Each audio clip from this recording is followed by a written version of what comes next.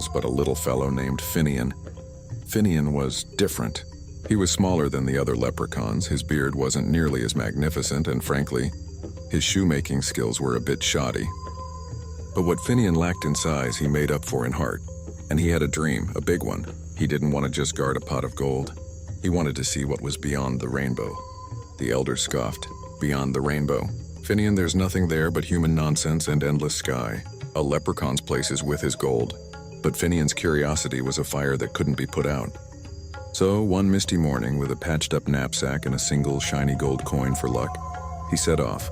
He wasn't chasing the end of the rainbow, he was chasing the beginning of his own story. His journey was anything but easy. The first challenge? A grumpy old badger who had made his den right in the middle of the path. Instead of trying to trick him, Finian simply sat down and shared his lunch of blackberries and honey cakes. The badger, surprised by the kindness, showed him a secret, faster trail through the woods. Next, he found himself at the edge of a roaring river, far too wide to jump. He saw a family of otters struggling to rebuild their dam, which had been washed away. Finian spent the entire day helping them, using his leprechaun magic not for mischief, but to move the heaviest stones into place. In gratitude, the otters guided him across the river, playfully splashing him as they went. He learned that his magic was more than just tricks, it was a tool for connection. Days turned into weeks.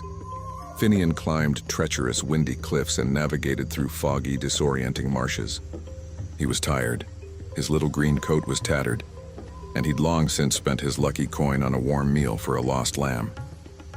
He was ready to give up. He sat down under a large oak tree, feeling smaller than ever, convinced the elders were right.